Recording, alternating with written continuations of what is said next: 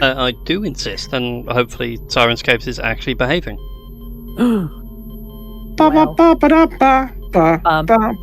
Also, I should be starting off with 1 hero point. We all start with 1 hero point. Yes.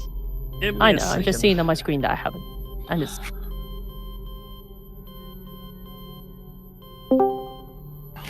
Who has arrived? Is it Tom? Hello. Hey! Hello. I think everyone's hero points are now reset, which they have. At least that button works. Hooray! Hooray! So yeah, hi everybody, welcome to some more Starfinder. I was about to say Dungeons and Dragons, and I caught myself at the last second. Oh. Blasphemy. Like the other popular tabletop, well, branded tabletop RPG, Yes. with the other flavour of sci-fi rather than fantasy. Although you could argue this is science fantasy. There are spells, there are gods. It can define itself as science fantasy. Mm-hmm. I mean, if you were going by strict genre fiction, Starfinder is 100% Starfinder. There's no equivocating about it. But that's because it's hardly hard sci-fi. I mean, for one, you have faster than light travel. Oh yeah. That normally disqualifies most things from being science fiction, according to some. Ah. Well, I just had the shocking, a bit of a moment. You know, the delightful thing that I assume we're showing on screen right now, which is Tales from Starfinder. Yes. Nebril is lined up right just enough with Citra that I thought for a second that Citra's leg was fake. I mean, you're not wrong. I mean... Yes. But no, both of her legs are fully functional and working and organic. I do sort of love the idea of just having a prosthetic leg that opens up and out comes the little robot. Oh god. What? No, just transformed into Nebril, and then Citra has a peg leg. Now I have super speed. New. And more super hot. Something like that. It's literally just a pogo stick. Yeah, it's a pogo stick. Oh god. It was the most efficient design you could come up with a box of scraps. Citra made this in a cave with a box of scraps. The wonderful thing about Citras is that Citras are wonderful things. Oh no! God no! That's Sepsi Crate. We've done 2 things for the House of Mouse. The third one gets us in trouble. Huh?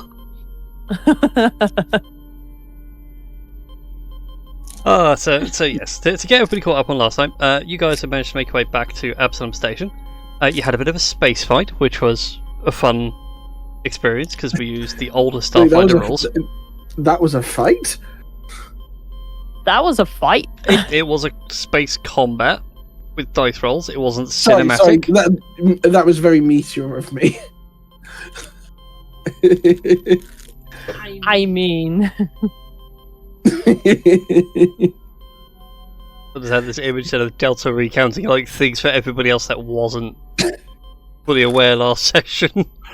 You just made that comment, you just get a deadpan glare. I do love the idea of just for the rest of this campaign, you doing the recap in like a Delta voice. Oh Last time on Tales from Starfinder. Citra discovered the power of love. Love? Self-love. Aww. I apologize. I didn't turn off the camera feed in time.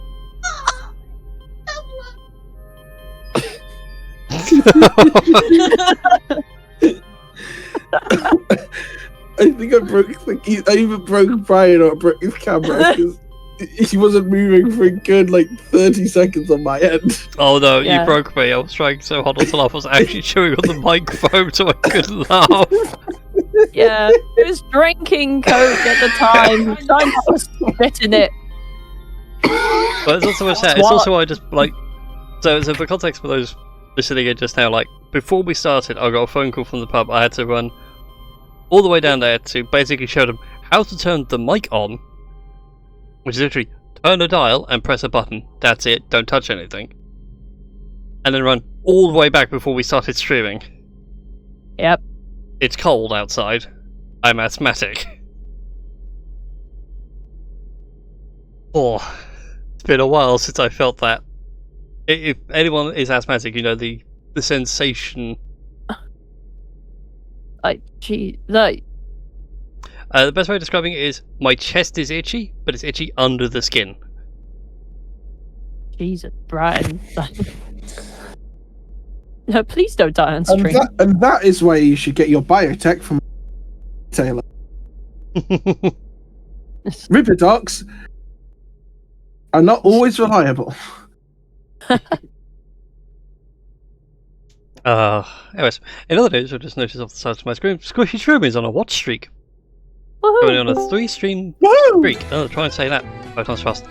Hey, Foxy's here. Fantastic. Hello.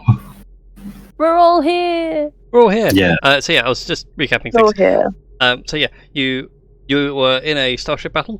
It went very well for you. Lots of crits were rolled. We've come to the conclusion that Kano really likes the guns. Like, really, really likes the guns. Yes. Soldiers are dangerous. This is good. Yeah. But from there, you landed at Epsilon Station. You met back up with Epsilon over at Starfinder HQ, which is just a smidge run down. You know, the fountains aren't working; they're all dried up. Even the automated receptionist is glitchy and broken. And the lights. Her. Yeah, you did manage to repair her, and she doesn't glitch as much. But the lights are only literally turning on when people need them and nothing else. And you have all been made honorary Starfinders. Yay! So if any work comes up, you will be given a little pass, and then you can actually get paid in full, rather than paid in bits. Okay. And so with that, we come to what is always fun in a tabletop RPG, which is downtime. Because currently right now, your ship, the... Rogue Trader subscribed with Prime. They've been subscribed for 46 months and they're currently on a 3-month... Oh, sorry, that's Steam Check. They've been subscribed for 7 months and they're currently on a 1-month streak. I mean, they both technically subscribed on with Prime, and we got a hype train. Indeed, the power of the hype train. Yes. Hype. Go generate more hype. We must improve this hyperdrive. Oh god. Hang on. Okay, you need to build more pylons for hype. Let's construct additional pylons. Also, talking about soldiers, We require more Vespine gas. my wolf wants to, because he is kind of, sort of healer-esque, he wants to find some mashed potatoes. Like, you know, the pulverized kind, the dried thing. You actually want, like, genuine mashed potato, you don't want any of that replicated stuff.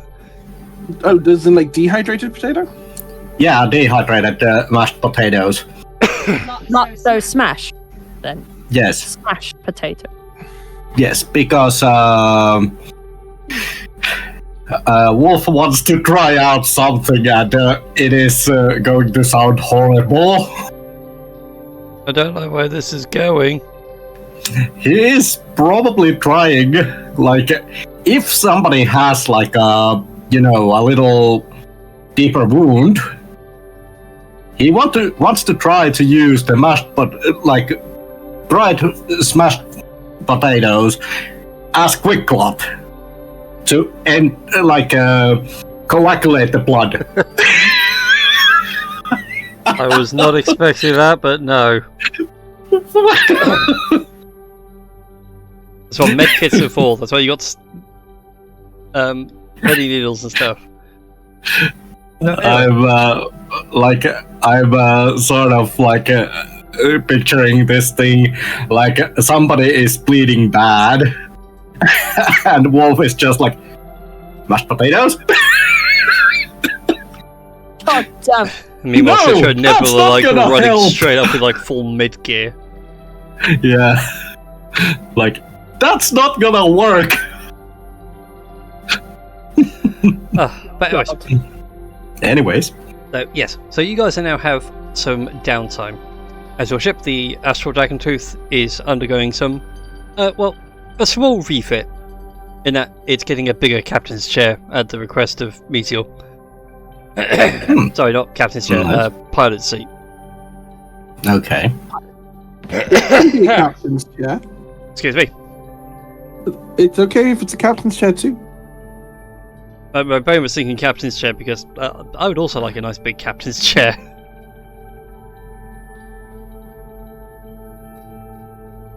I just want to feel spacious and important.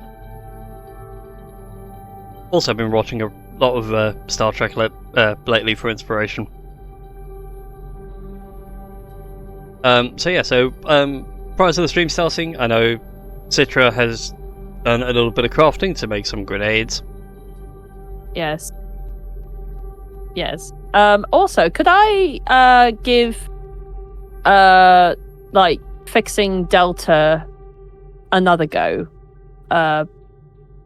With the like I don't know, like just to because I'm trying to remember what was up with them in the first place. Their internal memory, was it? Yeah, they've got blanks in their memory. Okay. Hmm. So Delta knows that he is a sentient AI, and like, I was created, but I don't know when and for why and for how long I need to be around. Would that be a technology law or a computer's law? Regardless. Give me a technology law. As I feel like you're more diagnosing the issue rather than trying to like repair the issue. Okay, that's a 12. Sadly, that is a failure. You cannot glean any further information on the missing spaces in Delta's memory. There's stuff there, but it's like it looks corrupted, and you don't know what the sequence is to begin repairs. We can Wolf could help, but there is a fact that he isn't he doesn't know about the lore of things about technology, but he probably could help fixing it if it actually physically fixing stuff. With his computer knowledge. I mean, you can certainly go ahead and give me a computer's check to see if... Okay.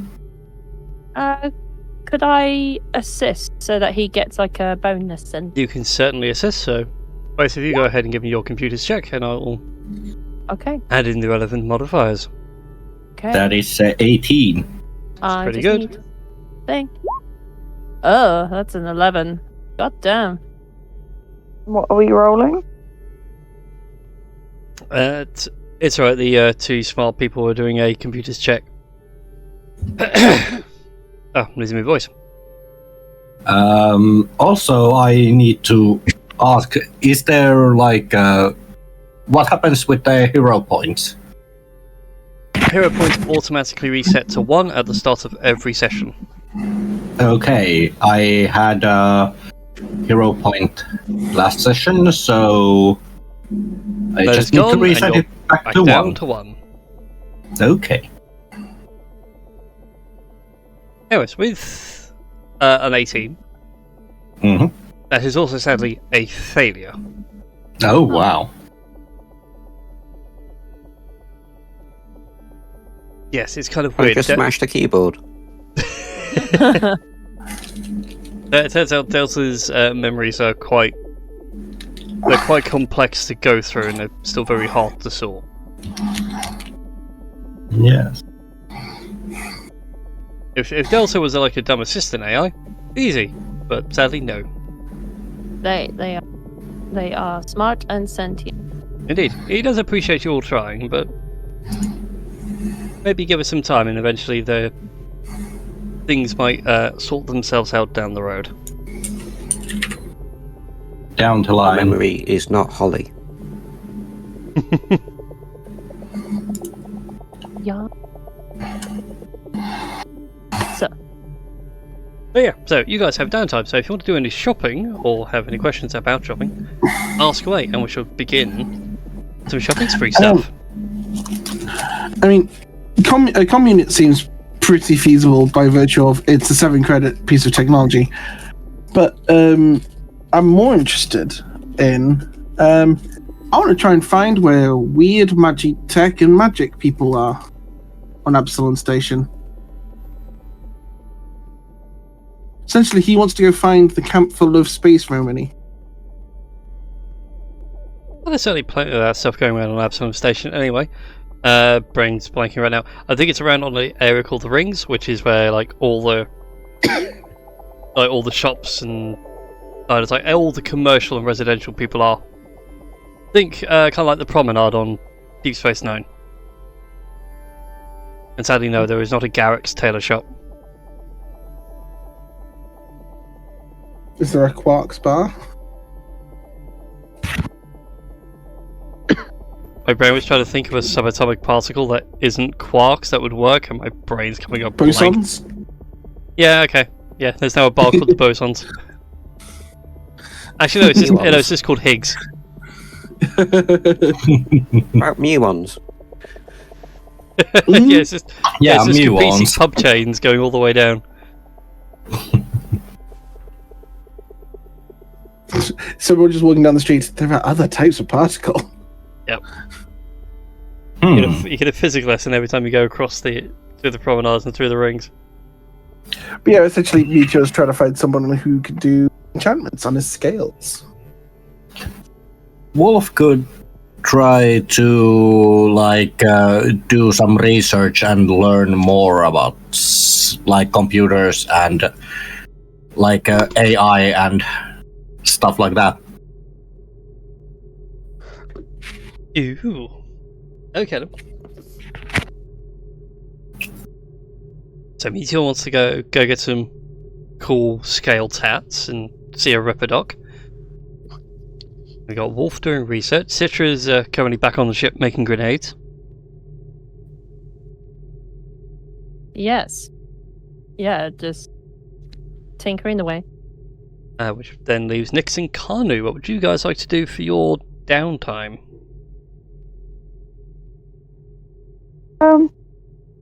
Got to think for a little bit.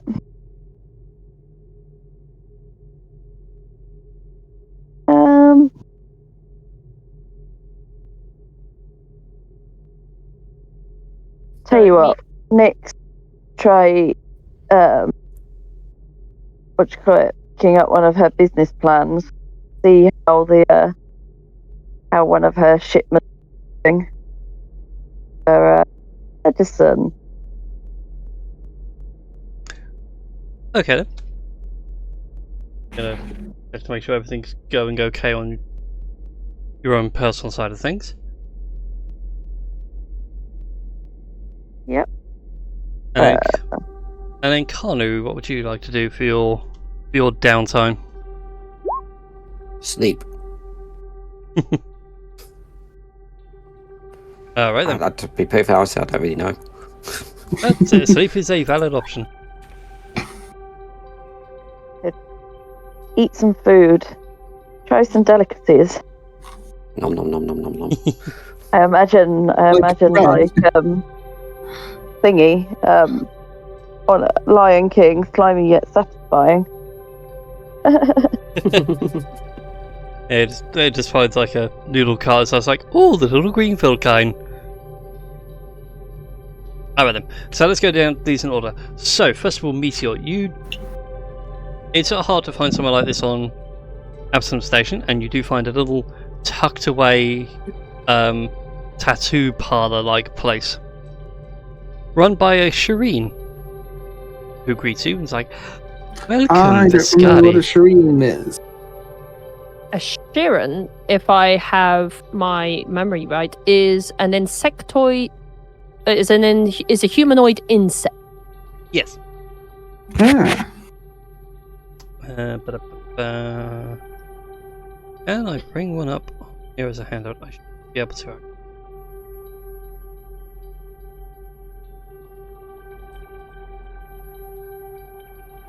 Oh, I should be able to. I go back to the compendium. So Meteor is going to not so much as a tattoo parlor, but like a for what purpose is he? I'm just making notes. An engraver. A magical engraver. Oh god, the compendium picture does not help.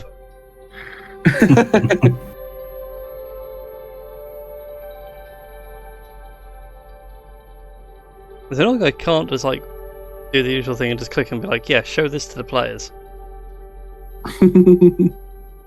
That's all I want to do.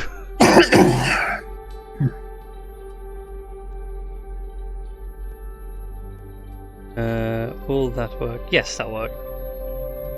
So that's a Shirin that I've sent into the Discord chat. Their name is Ed. Ed Sheeran. Ah.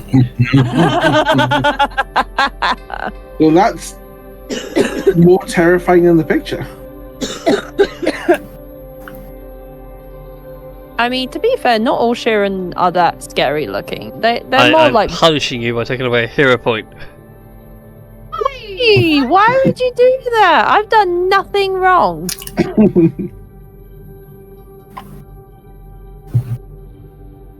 This is a violation of my player rights.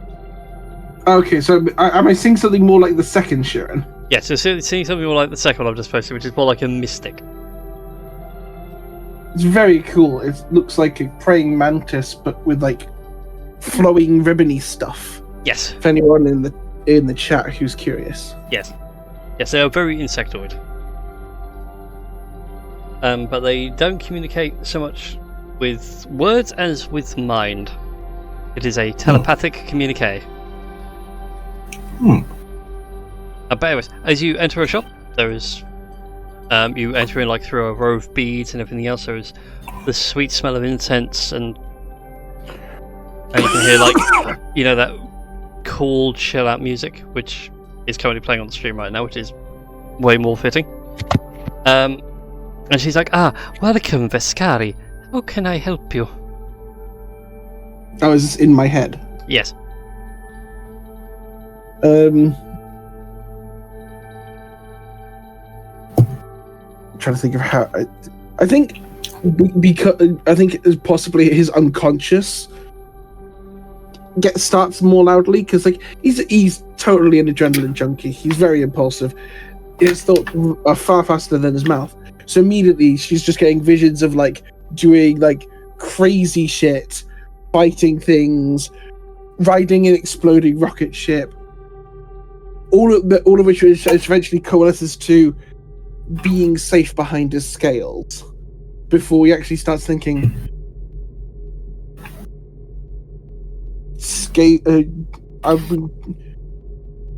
I'm apparently people can enchant my scales, and he points at his incredibly large plates. Make me safe with magic. I can do some of the old tricks, yes. What enchantments were you looking for? Whatever makes me safer.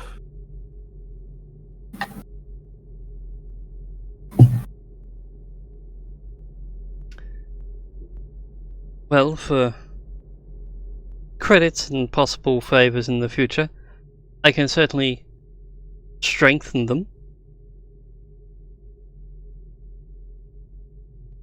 Just pick a design that you best feel suits you, and I will apply the arcane inking myself. I love the idea of just like going through like glyph, like a tattoo book, just glyphs.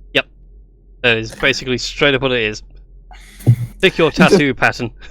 Entirely skips anything that's not Vesk until he sees like the Vesk word for protection. Handily, the folder is like already prearranged almost by species for the sake of ease. And there is one for Vesk, and you just flick it over, and there's only literally like 2 or 3. They're literally like protect, slaughter, kill. And he just thuds his finger into protect. How much? And it will be a 300 credits.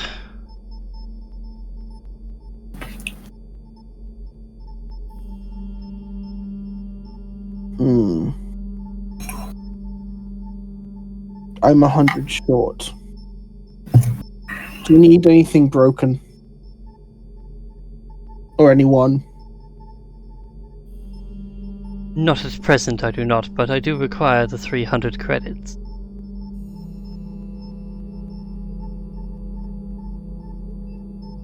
The ink is quite expensive. I will come Quick question.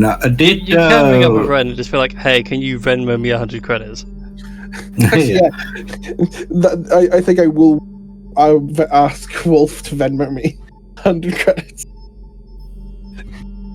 And then just stand there awkwardly in the corner waiting. Part of me wants to call it He's Spendmo. Spendmo. Or Sendmo. Yeah. He's normally quite prompt because it vibrates in his head. Yes. And Wolf looks at his ARM computer.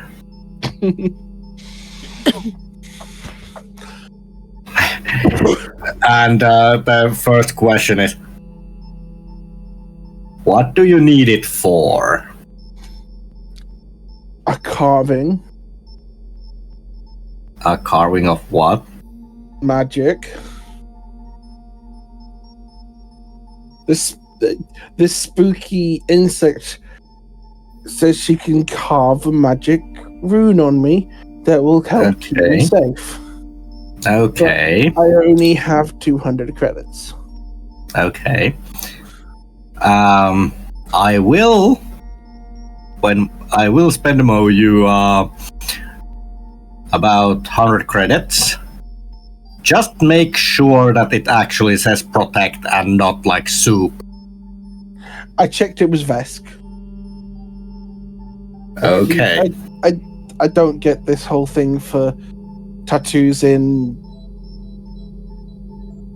who are the most popular Solarians? Look above the table. Yeah, hang on, brain's blanking. There's I'm just trying to think of what is space Chinese tattoos. Oh god. Yeah, basically that is what the Wolf is saying. That don't get like you want to have like courage, but it says soup.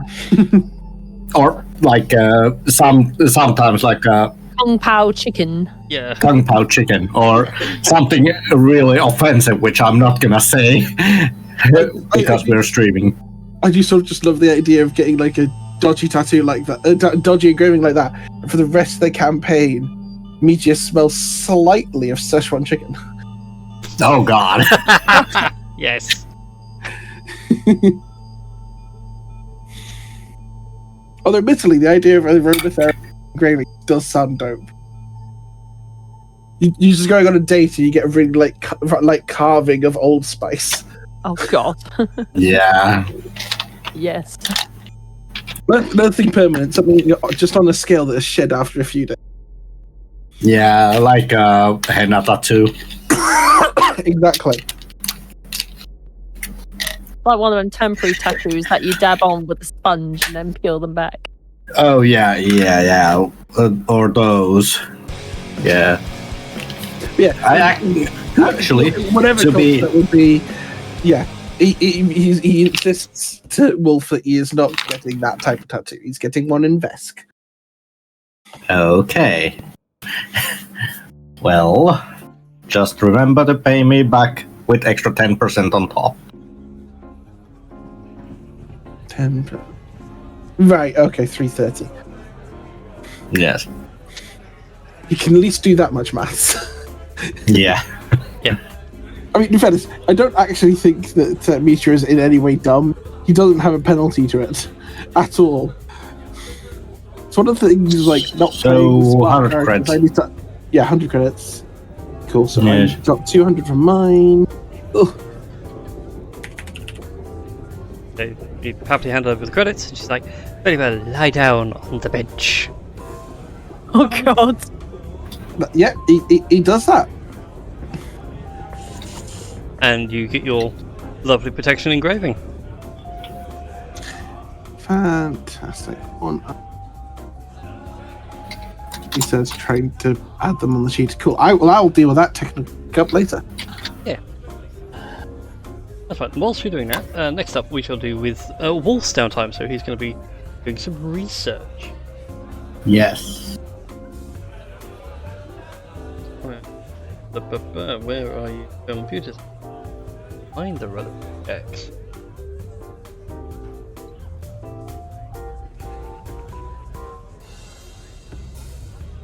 Okay. Go ahead. Mm-hmm. Yes.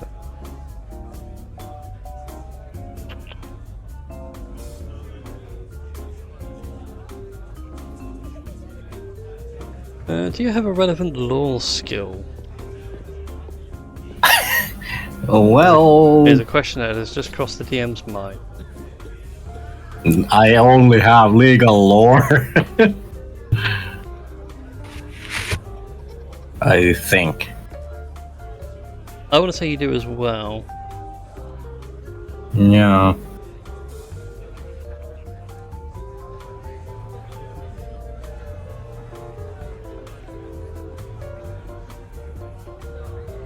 I changed the music to a shopping mall, and it's just far too jazzy. It feels like lift music. There you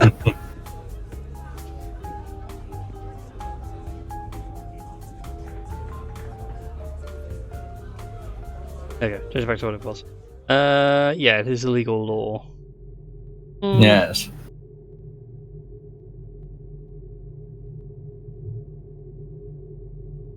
Just give me a straight intelligence check for me.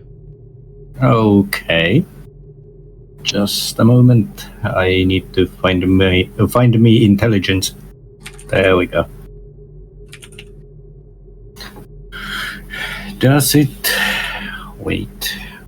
Does it give me ability to roll it directly from here?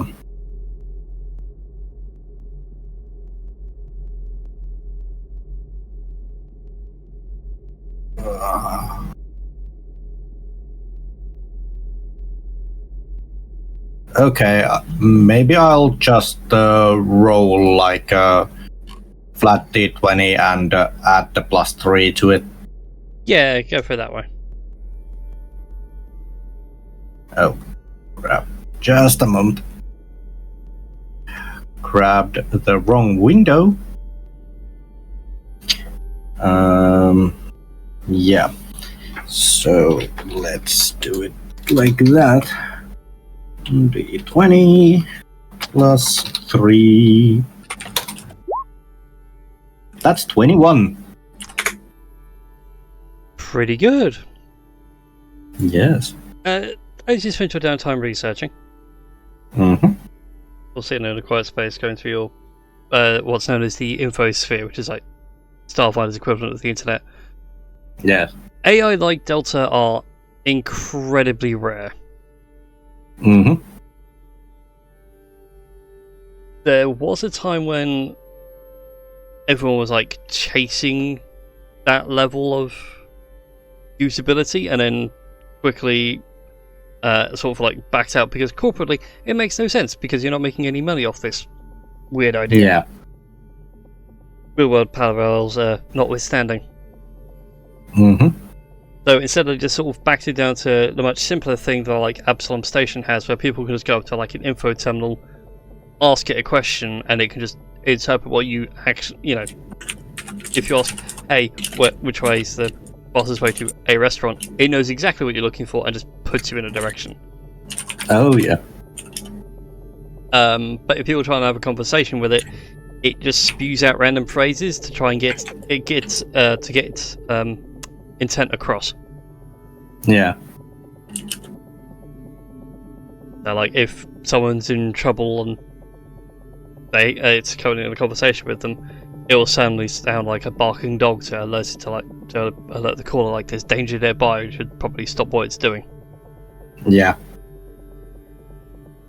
Or if they were going to do something dangerous, they would like say the please mind the gap between the train and the platform.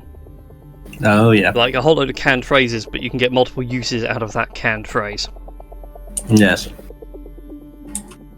And that's the best you can glean, but you can't find any information specifically on Delta. Just Delta's level of intelligence and usability is goddamn legendary, and probably someone or something's top secret project that got out.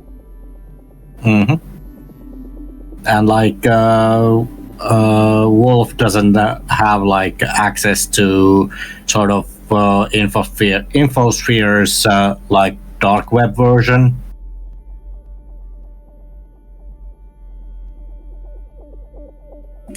Would it be called the Binfosphere?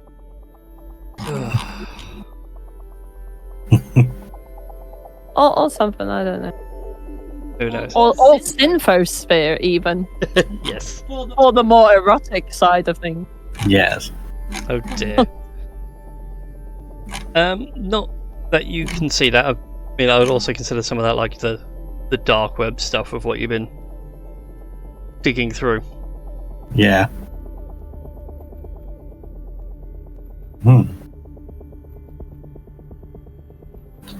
Of course, this probably isn't gonna take the whole downtime to find it out that it's a dead end. No, I mean, I'm considering this like a day's worth-ish of Yeah. downtime, because again, you guys can fan out and do things and various odd jobs.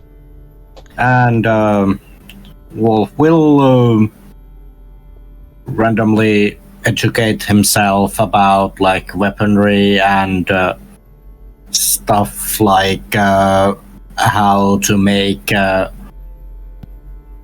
like code more useful, like more efficient with like tactical applications and stuff like that. Alright then. So you can go ahead and do that. So whilst you're pondering this, that leads us now on to Nix. Yes. Mm-hmm. So you like to check in on your little enterprise. Yep. I'm a businessman with a business. I'm definitely not. Oh. Let's go ahead and have a society check. So roll a d20 for me and add 6. D20, yeah.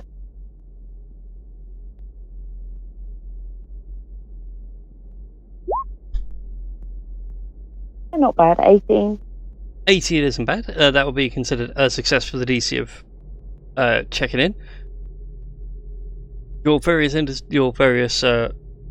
works are going well. And in fact, you do receive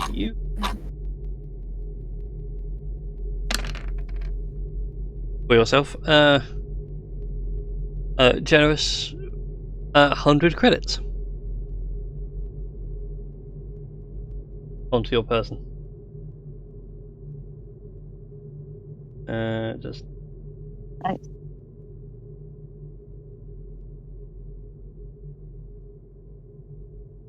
yes, it also comes attached with a note, though, like a little email attachment with it, Mm. and it just says, be careful, we almost got caught on this last run. In future, it might be best if we have ourselves a fast ship to gain access to a new market. Interesting.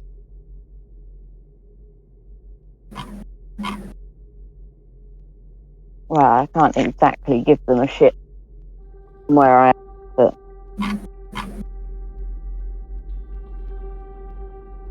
it might be an interesting endeavour.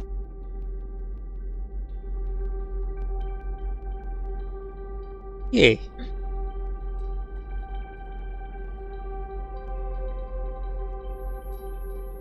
There is a future avenue. And you are aware, of course, that you do have yourself a fast ship. You'll try and convince the others to go along with it. Yeah. But after Maybe your... give it a few more days. Yeah. They've got to trust me a bit more. Yeah, now the opportunity presents itself. But speaking of opportunity, you all have your downtime. You'll rest and recover. And you all get a ping. This time, it is not from Epsilon. It is direct from the Starfinders in general. It's a job opportunity for the crew of the Astral Dragontooth.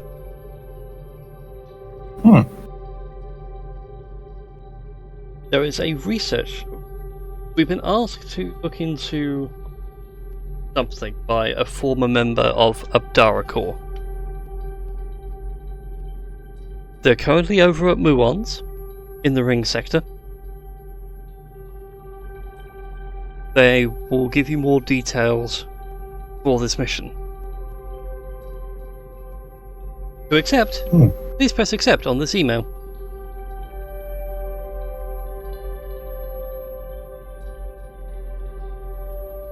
Have a star-tastic day, the Starfinder Society. Yeah, Citra presses accept.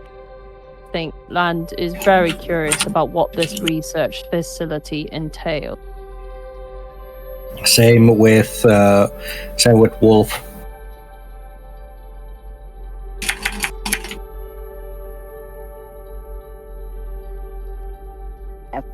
I'll click on it as well.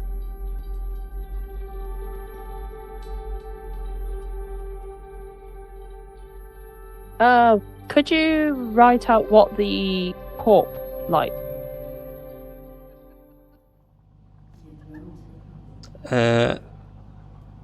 Actually, shouldn't need to do this because all I can do is. No, they won't put in. God, dang it. Give me a sec. Because it was in the compendium. I believe it was Abdara Corps. A-B-A-D-A-R-A.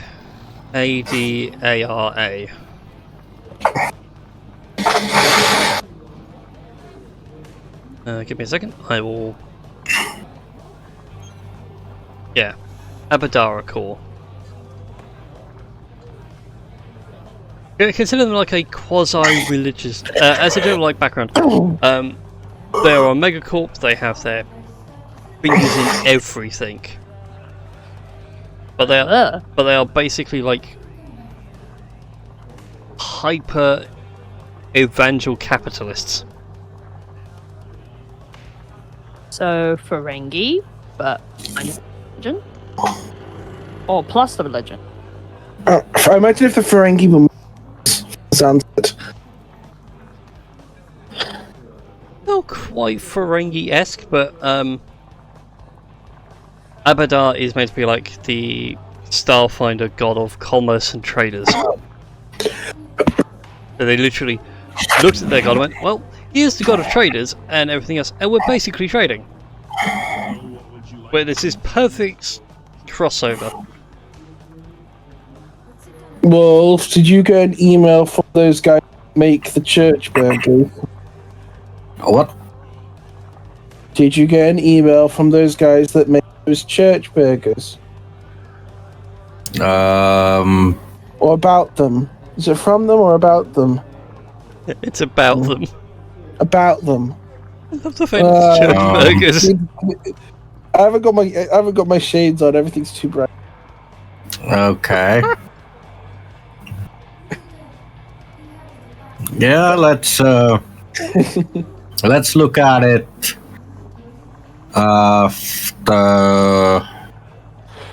After we get you some shades. No, wait, just hear the thumping and eventually he finds them. In my head, the sunglasses are because normally his dark vision is just too good.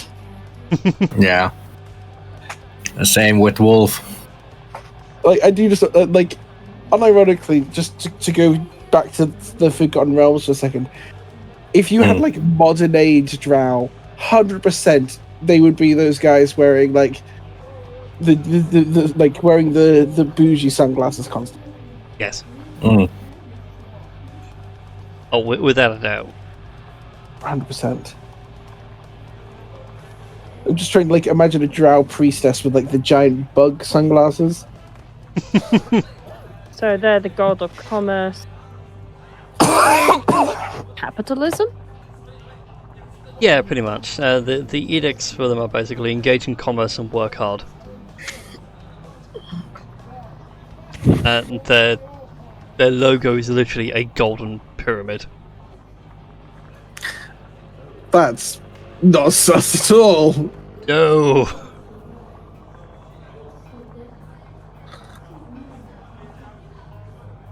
God no. So yeah. So that is the current state of affairs. So you guys head over to we're on the bar now. I said Muon's, didn't I? Mm-hmm. Mm-hmm. Yeah. So you head over to Muon's, and your instructions when you clicked accepted gave you more details of like, oh okay, he's just going to be a guy sat over on a corner booth inside the diner. You'll recognize him when you see him, and you do see someone who's like televangelist priest, you know, the full white three-piece suit. Dear Lord. Whilst he doesn't have like a pyramid hat on, you can see it on the table and it's all a bit crunched up. And he's sitting there and he's holding a coffee cup in his hand, so he's a bit jittery. So it's the Muro system. Sorry, what planet? You're not on a planet. Yeah, it is the Muon's diner. Oh, Muon. Muon's, yes, it's a subatomic particle. But we're keeping with the theme of like, it's not just quarks, it's like Muons and protons and all that kind of nonsense. I'm gonna have to learn to.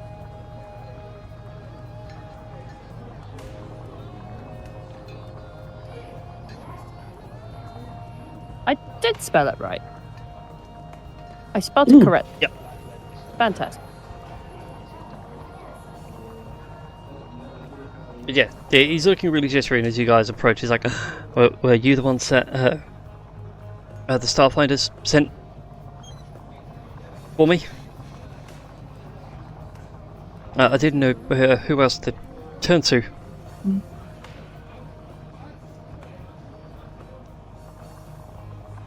You know. Enough coffee for you. So he Okay. just takes the coffee and sits down. Okay. Soy. Next is coffee for him. You necked that coffee. That was not coffee. That was like thick oil. Whilst this guy looks mostly human, he's as you like all get a bit closer, you can see like his eyes aren't normal human eyes. He is an android, which Fair is enough. more concerning because androids have zero emotion. They are like full-on Lieutenant Commander Data from Star Trek. Why did this taste? Lot Why did more this smell like soy? And this is why you don't drink random people's drinks in case you're allergic to it, or you just don't like the taste, or it just turns out to be oil after all.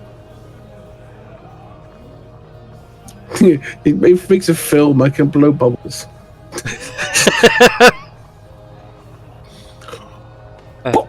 Yeah. Were you sent here by the Starfinder Society? Mm-hmm. Yes.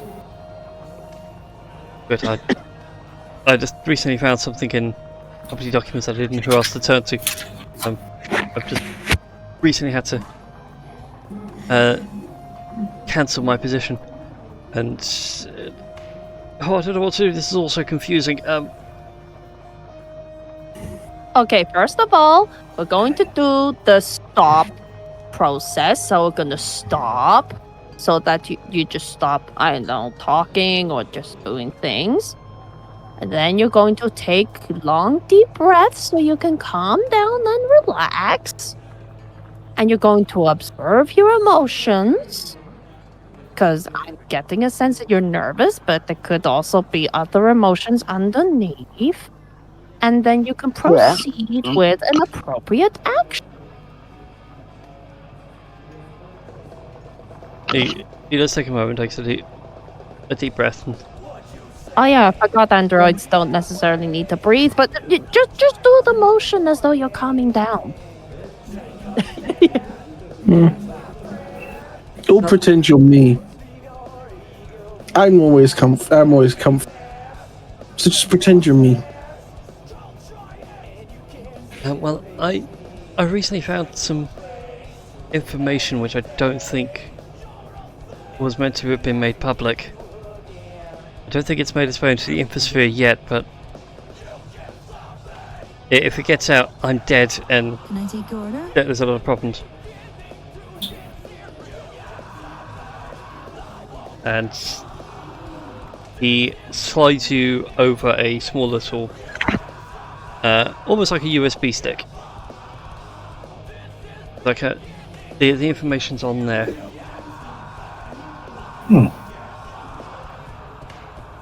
At least what I could work out, it's weird. It's the kind of stuff that shouldn't be there. Okay.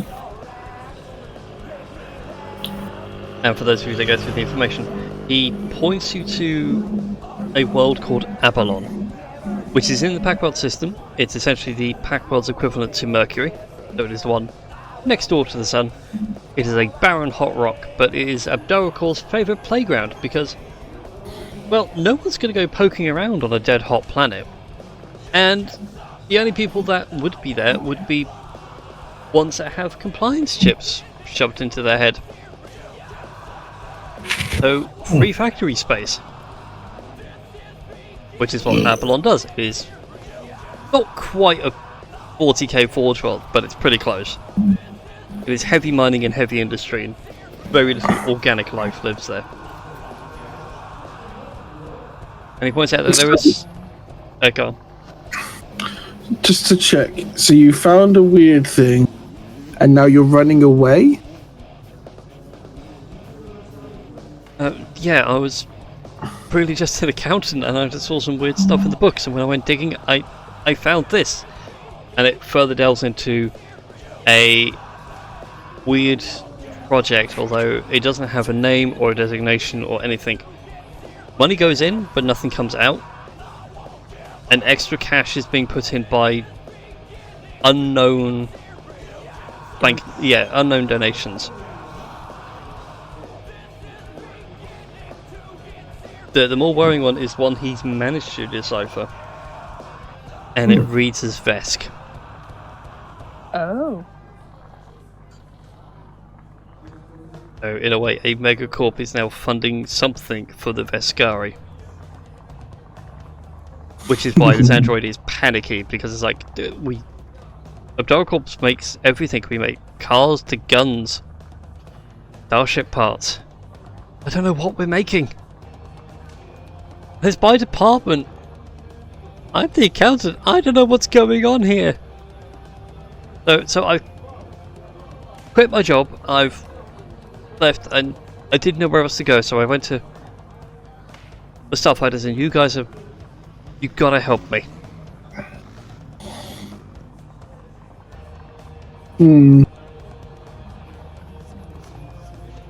Stand over there. He just points to, like, the nearest space next to the table. Okay, and he like shuffles awkwardly out from everybody and stands next to the booth.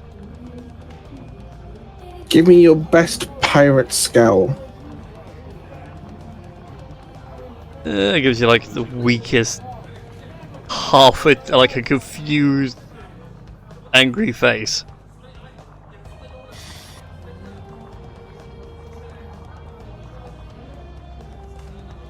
I don't see how this is helping me. I don't want to join you all. I just want to get this information and get gone. That's not you vouching for yourself?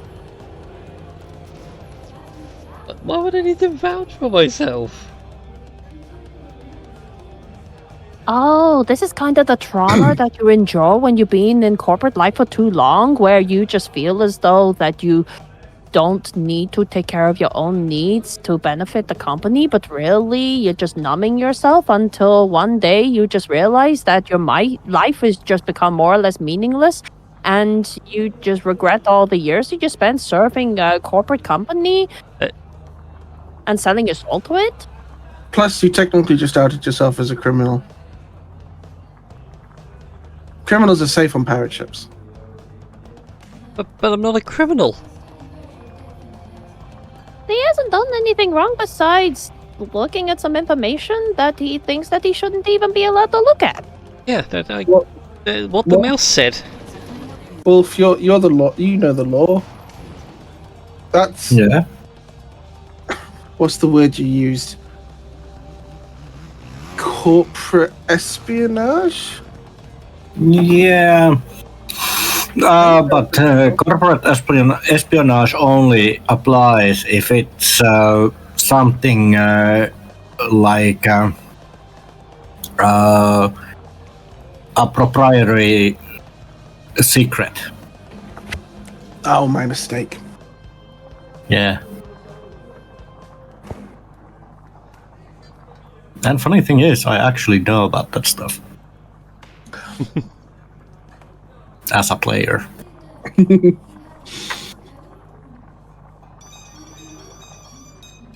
Okay, sit back down then. You don't need to try. You're not made to be a pirate. Oh, thank you. Not without at least another dose of desperation in there. It's okay, there's therapy for this sort of thing. She just like gives poor guy like a little bit of a nudge. Well, like nudge and wink.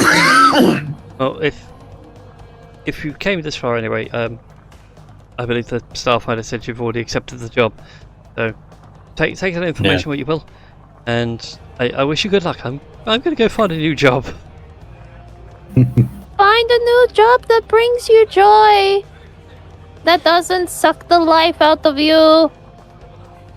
He's already gone and left the Smuggling's good money.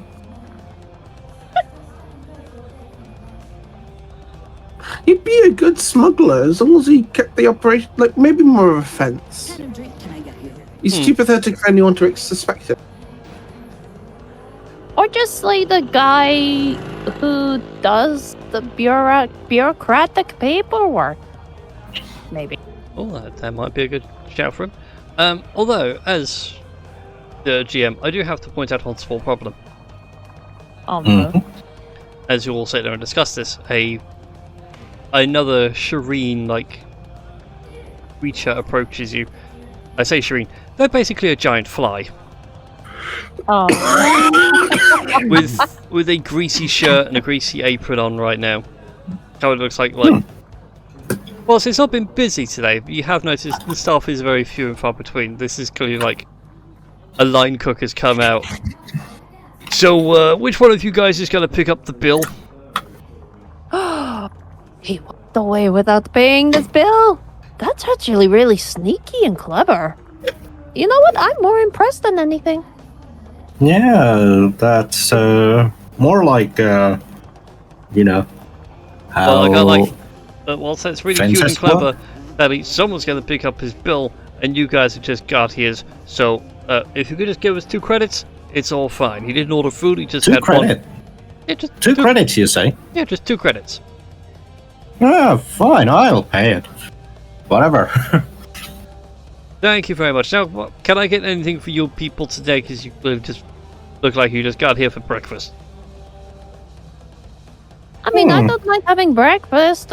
Yeah, breakfast sounds good. Mm.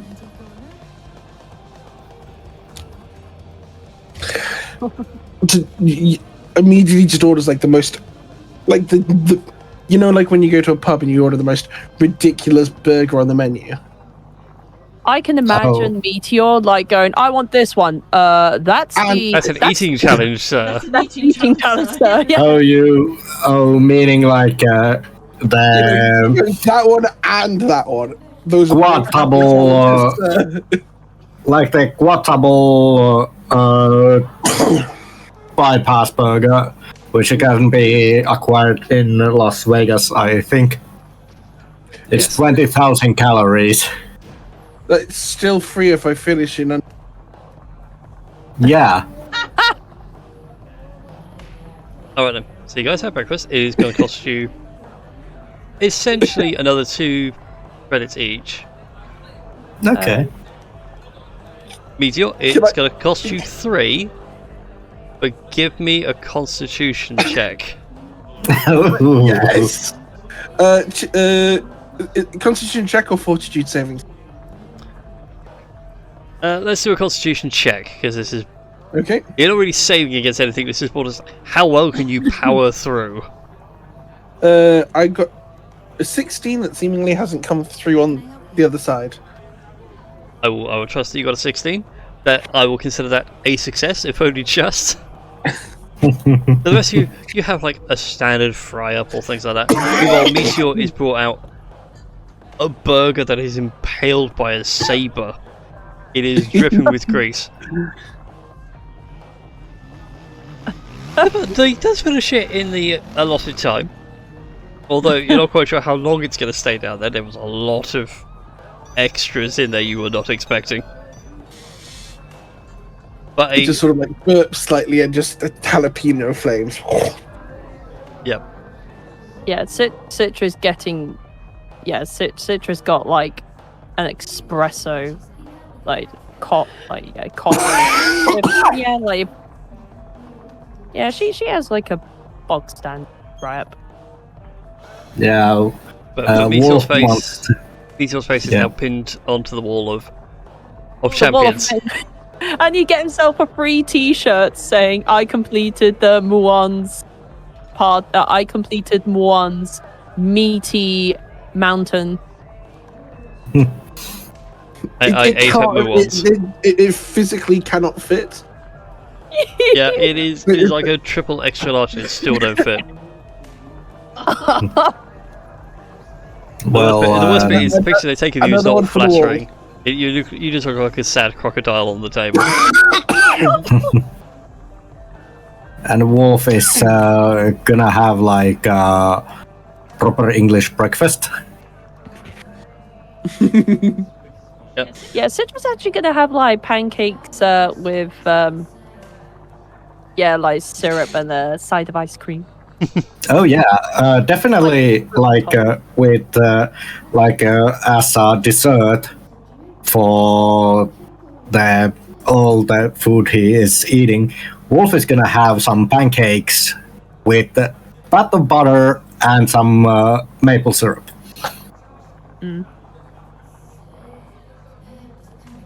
But yeah, Citra has like double so. Or like the highest amount of espresso that this restaurant offers.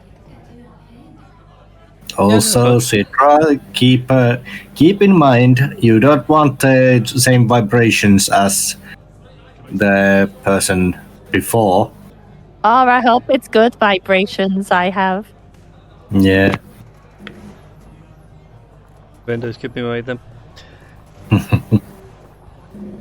Anyways. But you guys finish your breakfast, pay your bill, make your way to the docking bay and depart for your next mission, which takes you to the world of Avalon.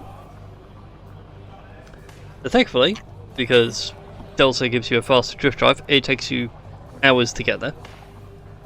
And upon your arrival, you can see the planet as a whole is literally small. It takes hours.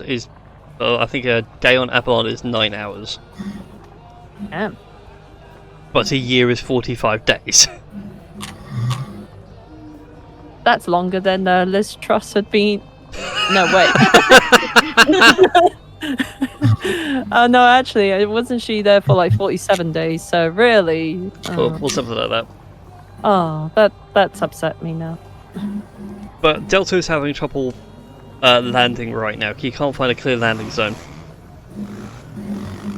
The best he can do for you all is sort of landing in the major city, and then you guys will have to make your way to this site on foot.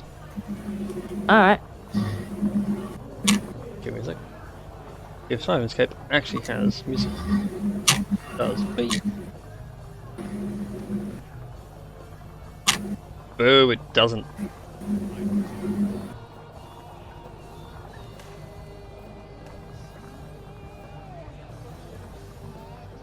Well, it does. Interesting.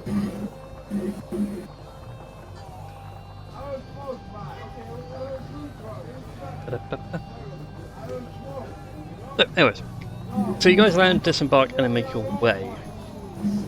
Which, currently, it is on the day side. And it is scorching hot and blasting with sand. Oh no. Yeah, it is a bit painful. Thankfully, you all have some form of environmental protection, so there is no need to make any checks or anything like that. Except for poor little Nebril, who is not happy. Oh, what does Nibble have to make? What check does Nibble have to? There is not really a check to make as such. It's just more the fact of like he's trundling along, and every so often he stops and like shakes a whole load of sand out of his body frame. Oh no! I'll have to get you upgraded at some point so that you can like shake off the sand and everything. Oh, you're getting sand all in your joints. Just looks over to you and just.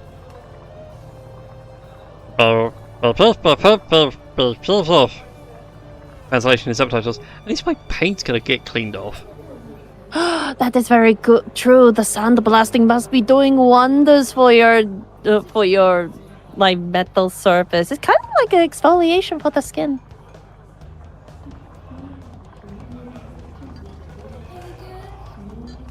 But that will bring you over there. After another couple of hours of travel, it does bring you to here. When the winds eventually die down, you do find yourself approaching the coordinates of a rather interesting black site. You guys are currently here on my little battle map.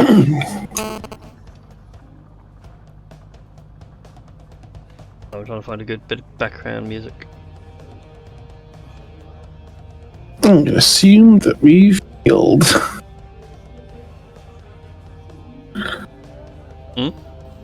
I assume we've healed. Yes, you guys would have had the equivalent of a D&D long rest. Yeah.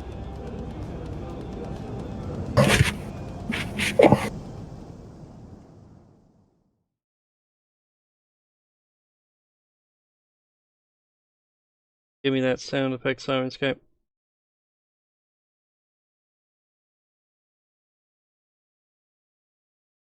Come on, you can do it.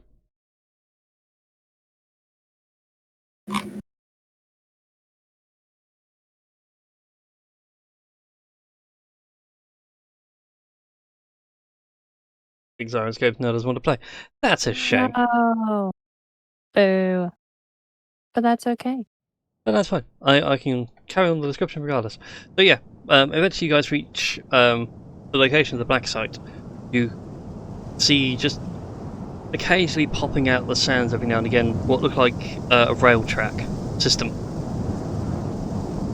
And around you can see tall and imposing green crystalline structures.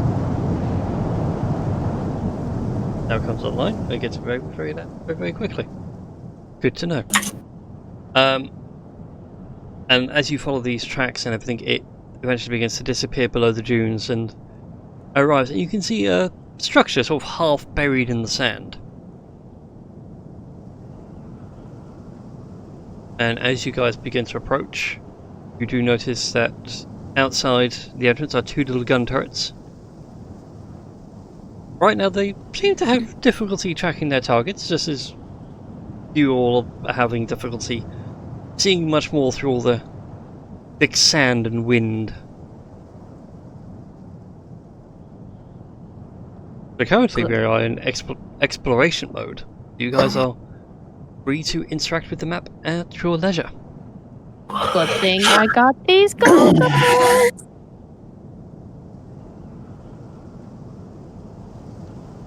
We'll put the map so you can see the end of it all. What's this green stuff?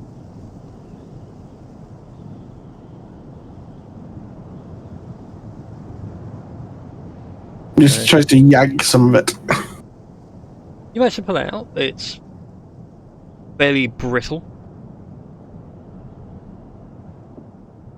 Of the gemstone, sorry, I'm looking for appropriate tech.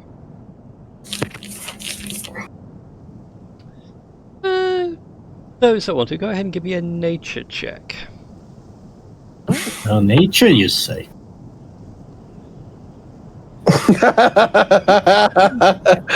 You know what? I'm gonna try anyway.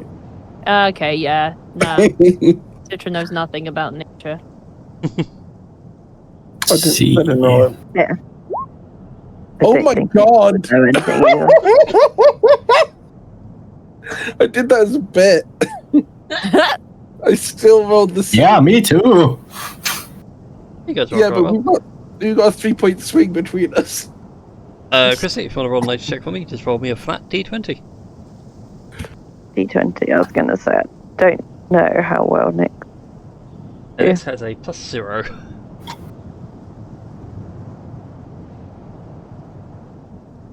Yeah. 13. 13 is not bad. Somehow, between Wolf and Meteor, it's like Meteor rips this green crystal out of the rock and everything else. It's like, what is it? It's like, oh, that's weird. It is a mineral deposit, so sort of similar. Brains trying to think of the one for copper, malachite. Yeah. That suffices. In almost like a similar vein to that. With some sort of a metallic crystalline thing. Could be useful. You can easily melt it down for some UPB later.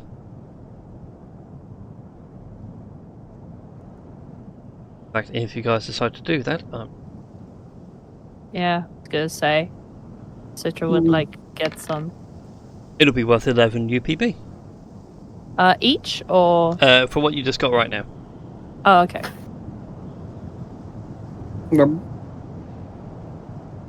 I'll let whoever.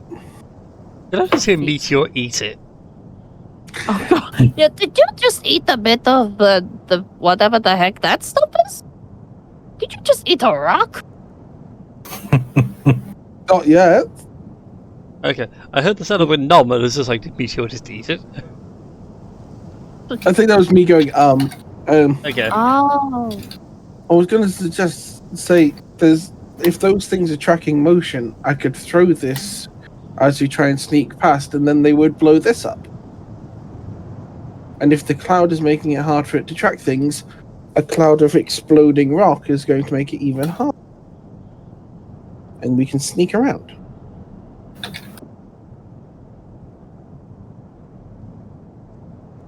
Assuming that's how those turrets work.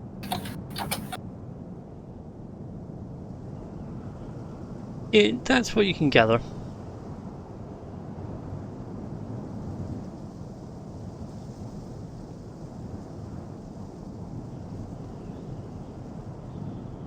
Either that, or I think it dips down over there. That should be safe. I assume we're following the tracks. Yeah, the structure you guys are looking for is to the north. Your current position.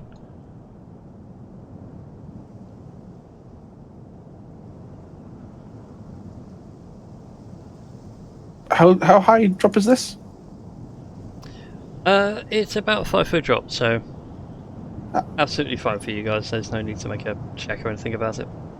Drop. I'm presuming. Looks good to me. Seems good to me. If you want, if you guys want to try it. Yeah. Sounds like as good as plan as any. I was gonna say, are we all following Meteor? Or are we just? You are all free to move about as you wish. Mm-hmm. Okay. I'm just making proposals. Proposal. Yeah, Wolf is gonna follow Meteor so he doesn't get into too much trouble. Get into, cause too much. Getting into trouble. I've seen it happen before.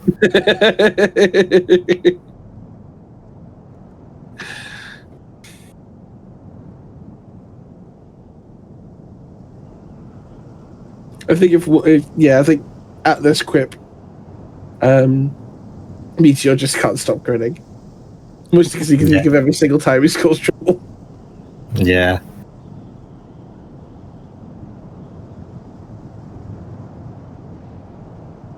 Alright then. Anybody else going with Wolf or Meteor? Or are you guys everybody else gonna try and find their own way across the dunes? Oh, in that case then, I'll follow Meteor. Oh yeah, I mean I'll be following as well. Cause... Let's go. Okay, Meteor, before you go too far. I'll move you back there for a second, buddy. Dead. Stay there. In fairness, I was moving myself backwards. Your move hadn't triggered yet. Okay.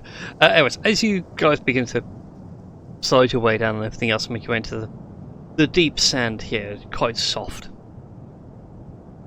And you feel safely out the way of the turrets. And begin making your way across. Meteor, something reaches out and goes to grab you. Ooh, I go and try and grab it. Well, first of all, does a 15 hit you? A 15 will not. Well, I mean, are we talking about hitting or hurting? Just hitting you, making contact. Seem it makes contact, but it won't hurt me. My AC's 19 at the moment. Okay, well, essentially out of the sand, a sort of decrepit hand reaches out. And then begins to sort of pull itself out the sand. Oh, lovely. I pull it out. And you pull out a cybernetic zombie. Never. I already had this plan with the crystal, so I just throw the cybernetic across the path of the guns Also, as Brian. hard as I can. Also, Brian, would Nebril level up in terms of hit points with me, or is it just it's permanently on that unless you make upgrades or things? I don't know. I need to look at the... its HP is 18. Okay, so I want to say yes. I was going to say, I'll need to look at the mechanic sort of animal companion stuff in detail later. Okay. I'm just going up by what it says on the character sheet. So yeah. Everybody give me some initiative checks for the first round of combat. As you all face off against cybernetic zombies. Oh no. Oh, curse my 2 on the dice. That will be a 19 from me. Just.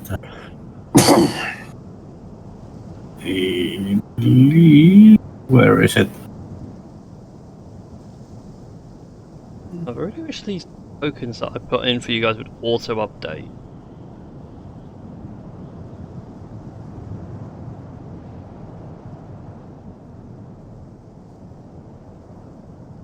Just a moment. There it is. initiative. Chrissy, if you roll a d20 for initiative for me. Yeah. That's 12. 7 plus 6 goes to 13.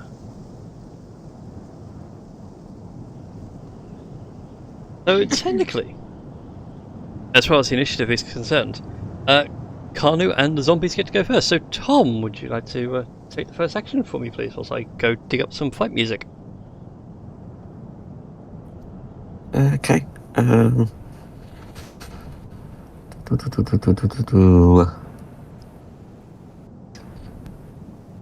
Well, you should have stayed on the high ground now. You fall... Is that an action going up? It will be part of your movement, yes, to make your way back up the hill. Okay.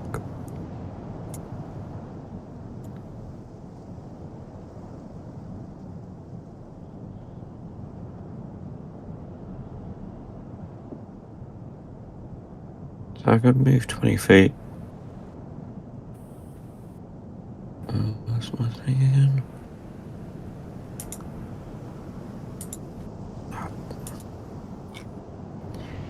Uh, 20 feet. Okay, so... Bloody, sorry. That. Right, okay. To there. And... I'm shooting that one. In that one, or right next to Gabriel. Yep.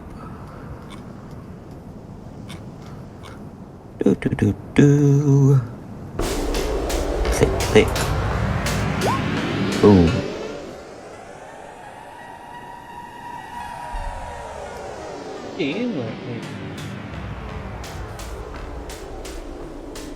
Go away. Sadly, it's going to be a miss. Our first shot goes off with a almighty bang, and the bullet just ting, bounces off the hardened metal skull that these guys once had. Yeah, but I never said I shot at the head. I know, but I like going for flavour. Oh, I wanted to go for the whole forward out slow mo and choose which part of the body I want to go.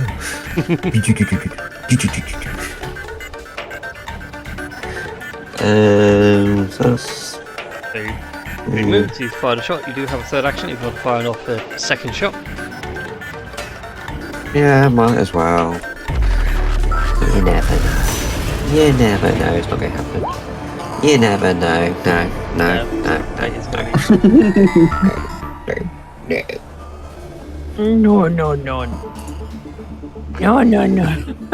Alright. No lemon fresh. Lemon fresh.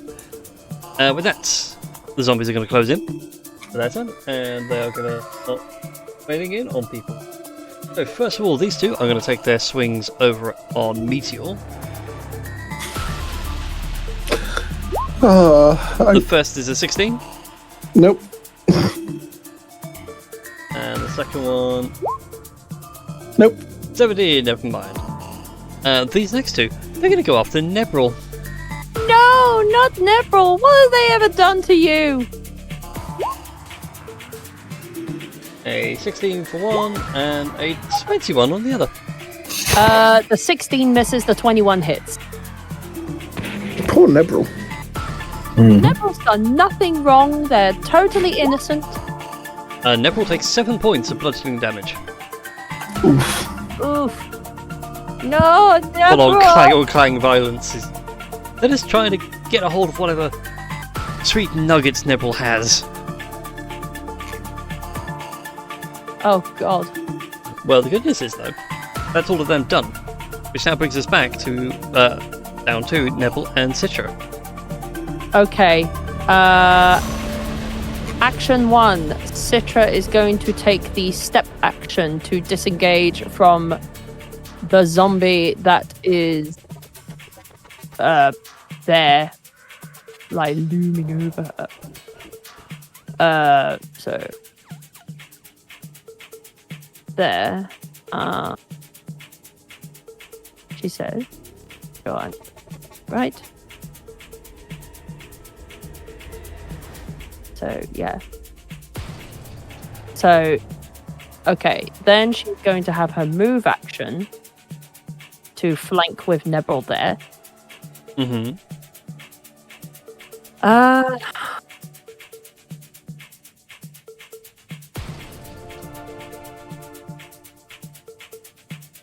Yeah, and yeah, she's gonna go like, you leave that alone.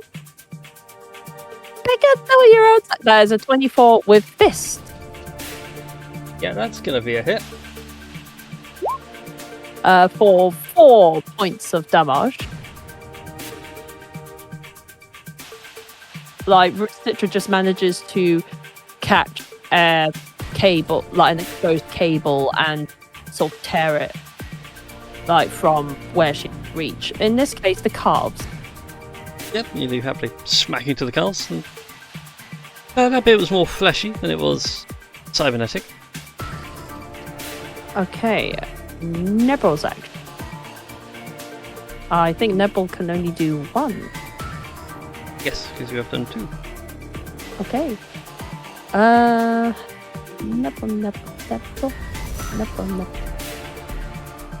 Nebel is going to try and spark the Zombo dude. That's an 18. An 18 will hit. For 1 point of sparky damage. I mean, I don't know whether there should have been more pluses because we're flanking, but... No, but you get pluses to hit rather than to damage. Okay. Yeah, I will give you some great news though. Okay. They don't like sparky damage very much. Okay. Nebel like reaches out and like gives them a little shock, and these things jolt quite violently, or so like some of their inactive cybernetics then sort of kick into life in a very unexpected way. So, Citra has a thing, which is... Yeah, Citra has a thing after gaining a level, biometric assessor. So, thanks to her grabbing onto the more fleshy part of the cybernetic zombie, she now has that on her, she now has that in her database. And therefore, would I be cool if I sort of say to everyone, electricity? They really don't like electricity! Shock! Give them a shocking experience! Yep, your brain implants being up with all the extra information where Nebel's like, they don't like sparky damage, boss. Oh. As he can relay to everybody, electricity damage does extra damage. Okay. Okay, that is Nebril and Citra's go. Alright then. That brings us to Wolf and Nyx. Okay. I think.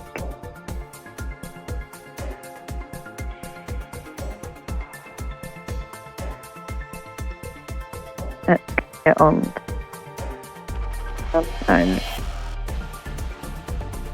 I was looking at my tabs. Did I shut down Roll20? I am actually on the Roll20.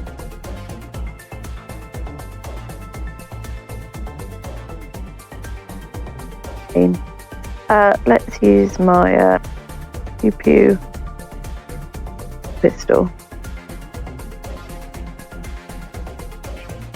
which is a 1d. Oh no, it's damage. You've got to make a reflex save.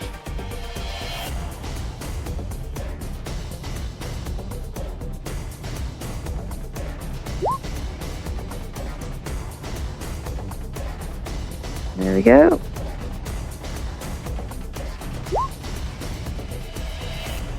Sadly, they do succeed on the reflex.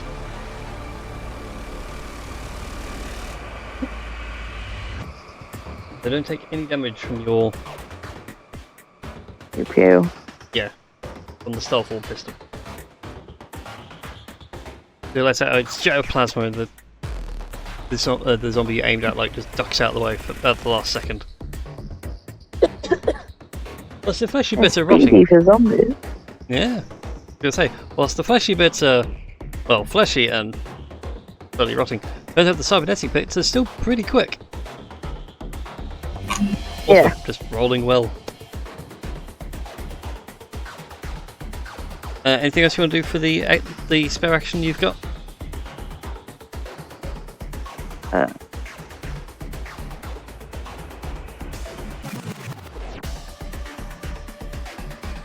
I can move, can't I? Yeah, you can move.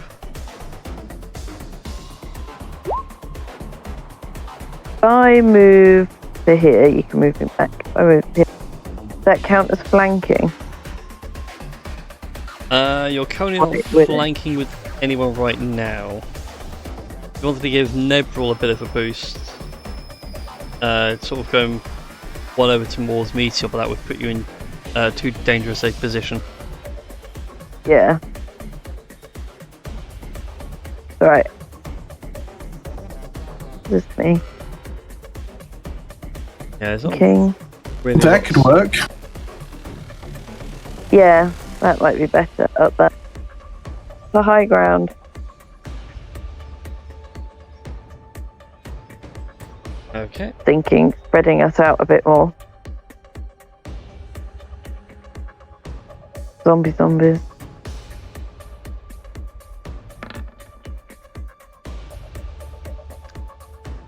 Okay, so yeah, make your way up onto the high ground. You have Meteor bit of a flanking boost. And with that is your turn done. Wolf, what were you going to do, buddy? What can the Technomancer do for you? Yes, just a moment. I will see what I will do. Well, first of all, let's see the battleground. What is the situation now? Okay, there is that zombie there, and that zombie there. Well,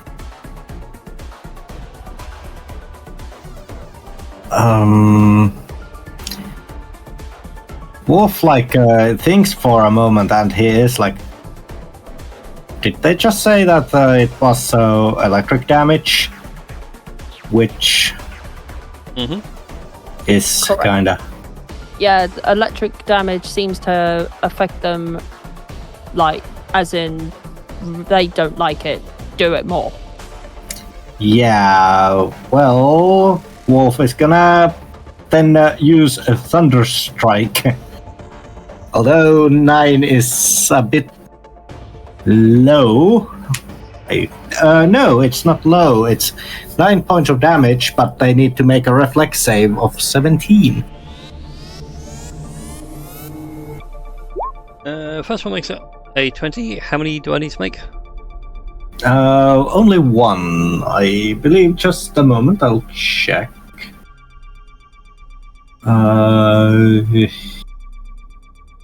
Just I need to see. Yeah, I believe it's just one, being that it's just a thunderbolt. Again, he makes the reflex save. Okay. I'm rolling well for these zombies. I'm quite pleased. Yes. Well, Wolf is then gonna use his other action to take a step back. Alright then. And that's Wolf's turn. Brings us to Meteor. So, just double check. I grabbed the hand of one that grabbed me at the start of this fight, correct? Technically, yes. You and this one are sort of grappling-ish. Is he going to use a motherfucker to bash another fucker with a... Yeah. Kinda. So, considering I've grabbed one, I would like to grab this other one here. Mm-hmm. Which sorry. Technically, I need to start by doing my Hollow Roger. So as the fight started, I should have done this. I can attempt an intimidation check to demoralize all enemies within 60 feet they can see the flag. So just quickly roll that intimidation check. It's Damn. 25. Oh my god. I feel as though that's a critical success. That is going to be critically successing, yes. So hilariously, also while this flag is up, I get +1 bonus to coercion with intimidation. So I've demoralized. So let me just check what demoralize actually does. Yeah. So everyone that saw that is now frightened too. What? So Just the cybernetic zombies? Anything hostile that saw the flag, mate. Okay. Okay. Which I guess in this case is the zombies and hopefully not the turret, but probably the turret. But yeah, cool. So I'm going to take advantage of that to. We'll start with just the one that I've already grabbed. I'm going to just try and throw that as hard as I can towards the turret over here, Oh, and nice. let that blow it up. Alright then, go ahead So and what- give me... Let's do opposed athletics for this then. Okay.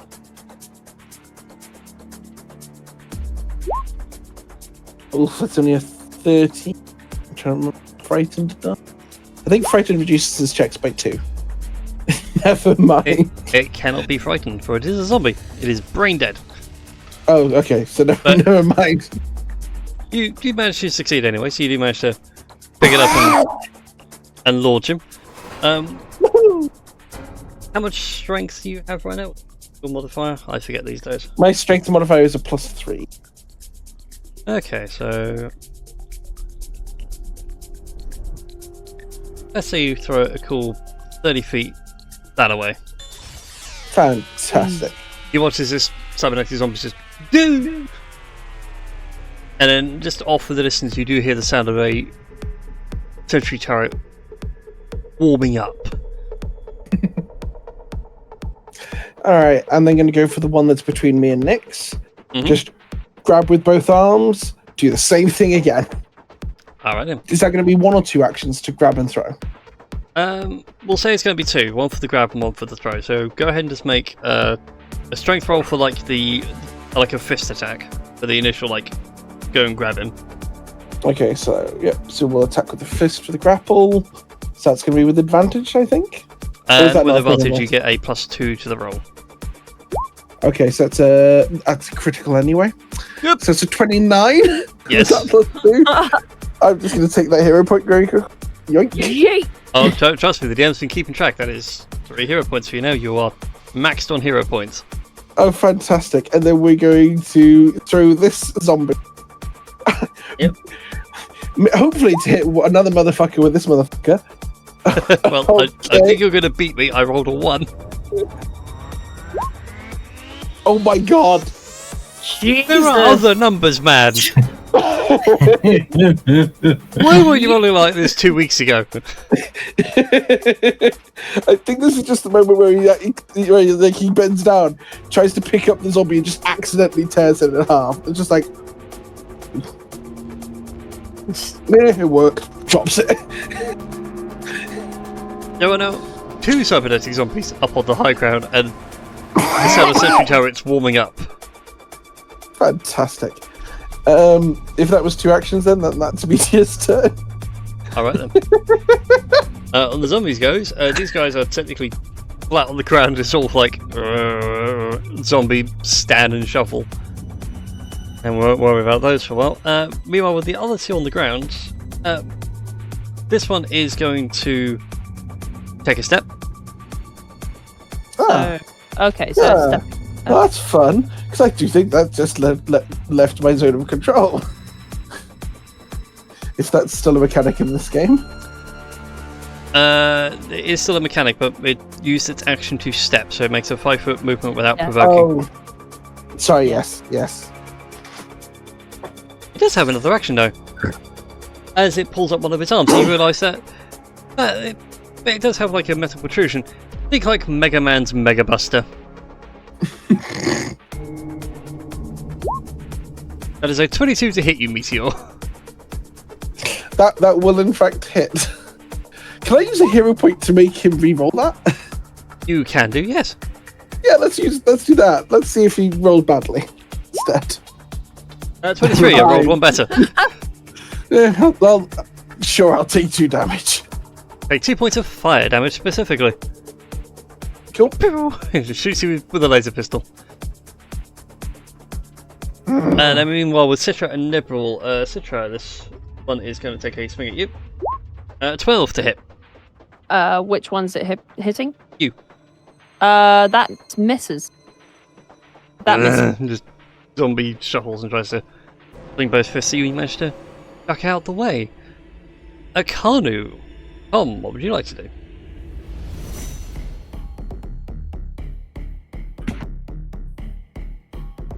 No. Hello. I do basically a jumping punch at the one directly in front of me. You can do a heroic jump and punch. Jump and punch. Fist. That sounds wrong. I don't think you might have the fist as a weapon option because you'll have like your guns taking up the slots. You might have to unequip the gun really quick. Thankfully, it's a free action to drop a weapon. Even if you've got 4 hands. Yeah, well, the game only tracks for 2, it doesn't really track for 4. That's appendage racism. So we designed this in one system and then we transfer it over, it's not difficult. Yes, but we got races with multiple arms. Sadly, digital character sheets.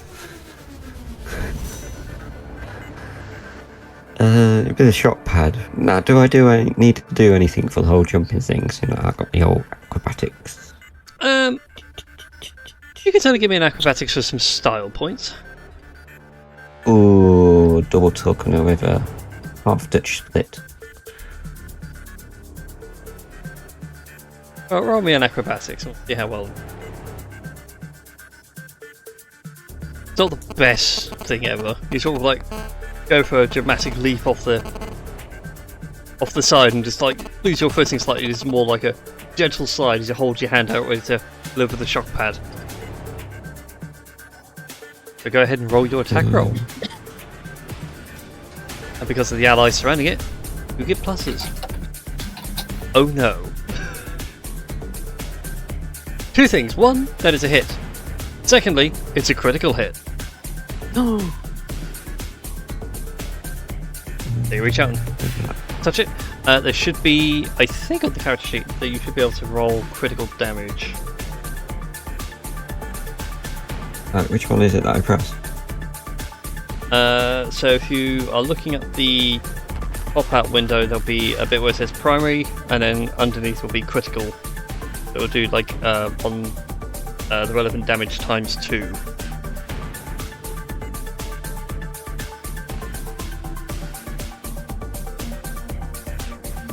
Weirdly enough, my shock pad is on my offhand already. Oh, there we go. Is it the 1d4 plus 2?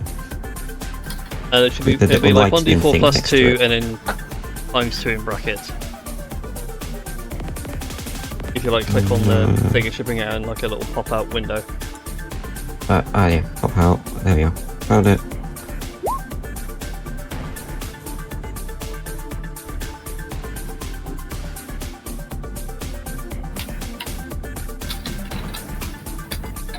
Tell me what it rolled.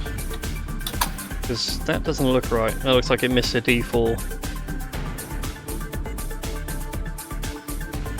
Keep Can we rolling hit it another. again? Yeah, give me another one, because it's meant to be like ×2, because it's critical damage. There we go. That came out right. That actually said critical damage shock pad. Took a whopping 16 points of damage. Those cybernetics really don't like being electrocuted. As a reaction from the zombie.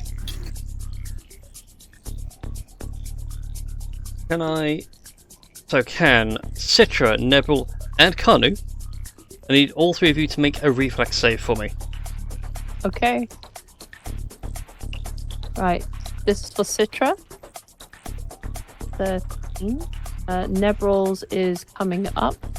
So Citra is a fail.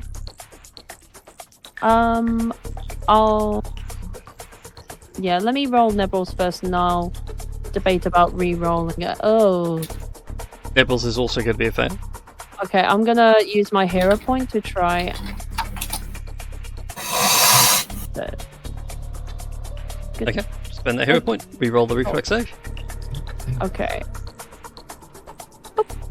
Okay, reflex, go. At 26 from Kanu, that is a critical success. 28. There's the half tuck with the Dutch twist. That is also a critical success. Nebril! So you get that hero point back, which is pretty damn good. Sadly, Nebril is going to take the brunt of this. The two of you, so Citra and Kanu, take no damage. And from its self-destruct, Nebril takes 7 points of lightning damage. Oh no, Nebril's looking very rough. Oh, whoops. Okay. Reflex. Yes, the one up here needs to make a reflex save because he's within 10 feet. And that is a fail.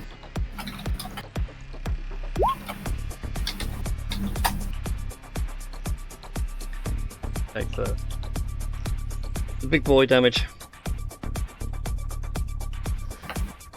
And Meteor, you are just out of... Yeah, I'll say Meteor's just out of reach. As the cybernetic zombie gives off a big old charge as all the cybernetics go off and discharge. Right, with that all done, before we get to Citra and Nebril, I need to do a thing for the turrets.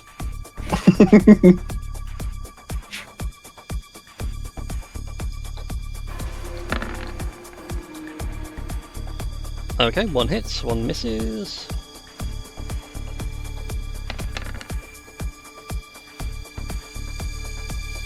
That one takes 9 points of damage. So you guys will just hear the sound of two turrets. Whoop. Of a short burst of essentially bullets, and one of the zombies takes a licking. Citra and Nebril, what would you guys like to do? Okay, as an action, I would like to modify Nebril so that I can use Desperate Repair. Your drone gains temporary hit points equal to your level plus your intelligence modifier. So level 2, my intelligence modifier is a +4, so Nebril will gain 6 points of temporary hit points. Okay, that gains his hit points.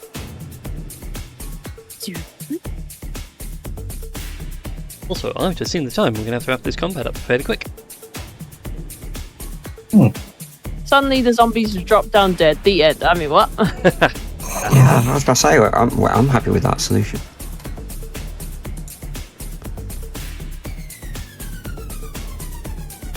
It's all good. Well, we'll get through this round and then we'll see how things are laid out. I will be honest, I'm still getting used to the whole Starfinder 2nd edition like combat balancing because it's more formulaic than it is like D&D Beyond was just a straight here's the XP calculation, and I can even go into like a calculation builder and just fill it out. Tools aren't quite there yet for this, so it's more I'm literally doing it pen and paper, trying to work it out by hand.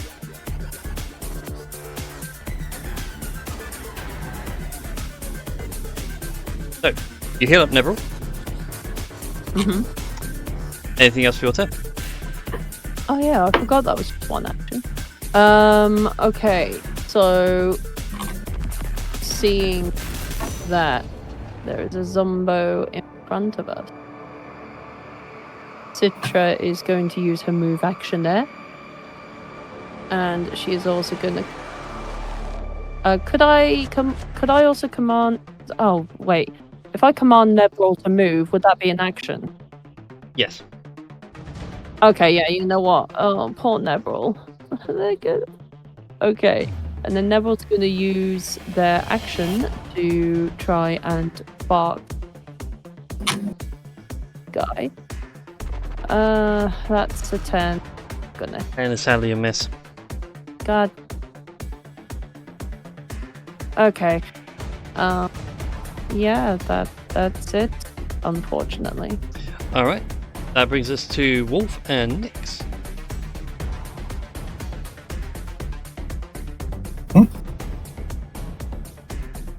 Right. So 2 have moved away. Who got launched up here by me, up near you by Meteor, but they were currently being shot by the turret out front. And there is still one down that you can see that is kind of getting the tar poked out of it by Citra and Nevril.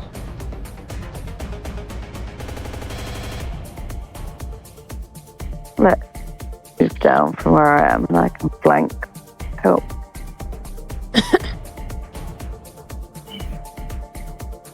I will.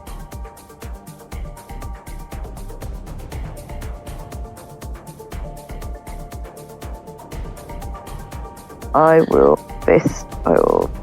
Well, when I say fist, I will do manual action, which will be using my high heel in his lower back. Equivalent of. Alright then. Yeah, so you go. What do I roll? So roll me a d20.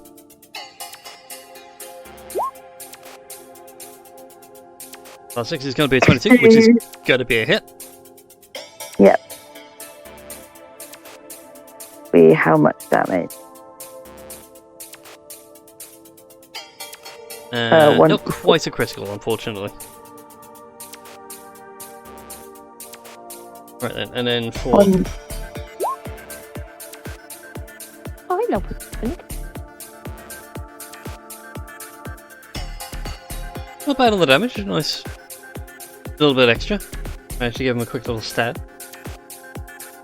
You can still take another swing at him if you like. Me?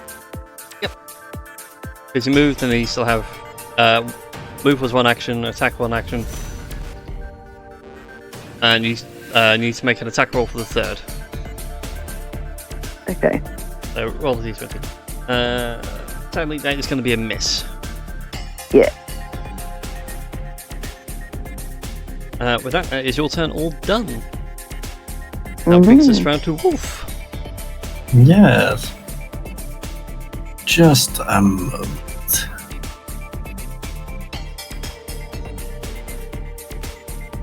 Let me get it. There we go. And,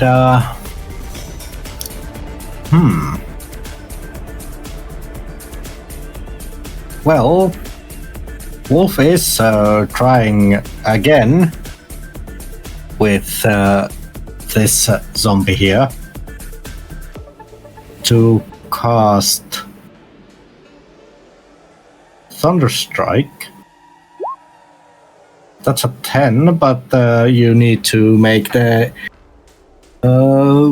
reflex. Reflex this time is a 14. Yes. So 10 points of damage. Oh, he's weak to electricity, and he goes all the way past the healing pool. And like with the previous one, his cybernetics begin to short out and spark, and as a reaction, I need Citra, Nyx, Nevril, and Meteor this time, all to make reflex saving throws, as he too is going to blow up in the sand. Oh god. So, Christy, if you can roll me a d20. This is Citra. Jesus Christ! Neville is... Yeah, not for me. This is where my 19s and 20s have been. Right? I know 15. I'm annoyed. So, good news is, everybody made the save. Okay, Yeah. So, none of you take any damage. cool. Sadly, all the items on the zombie go away when he explodes, leaving no trace for any of you to loot. Okay. Wolf, anything else for your turn? Or is that you all done?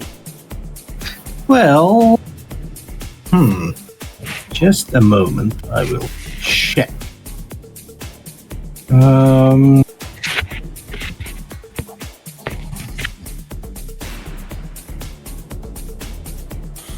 Do.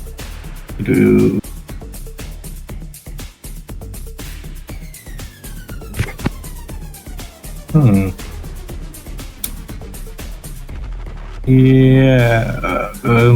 I actually need to see. Is there anything that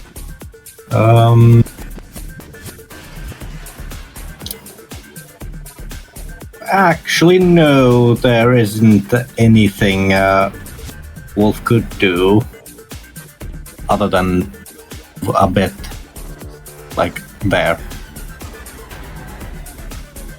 Still something. As you keep an eye on these two zombies in the sand. Meteor brings us around to your turn. I mean, so we can still hear the turret go. Yep.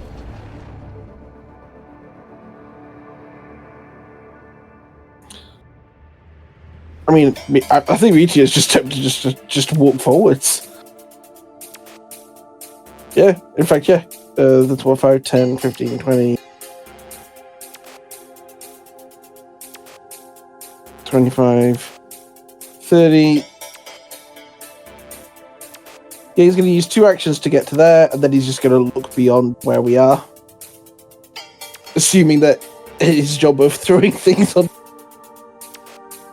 Yeah, well, further north you can see the outline of the facility buried in the sand. You can see where the rail tracks go in, and currently the door leading through is open. You guys can make your run inside. But we shall pick this up next week. Yay! Yay! Hey. As there are still technically 2 zombies to deal with up on the hill, and they may come down and bite you. And explode. Yeah, hope you all enjoyed tonight's session. Yes. Yeah. Me too. I will just check that there isn't like problem with my work next week. Just a moment. So what day it is going to be? Be the 15th next week, I believe. The 15th. Yeah, well, Okay, I will be on my day off, and only thing we need to take into account is that I need to be going to bed around the time we finish. Okay. that's fine then. I'm sure we can manage that. But thank you all very much for watching tonight. And all that kind of fun jazz. Hope you all enjoyed listening through. And we'll see you all next time as we wrap up this little combat of Starfinder, and you guys can explore the Adaracore Black Site. Good night, everybody. Good night. Good night. Bye. Good night.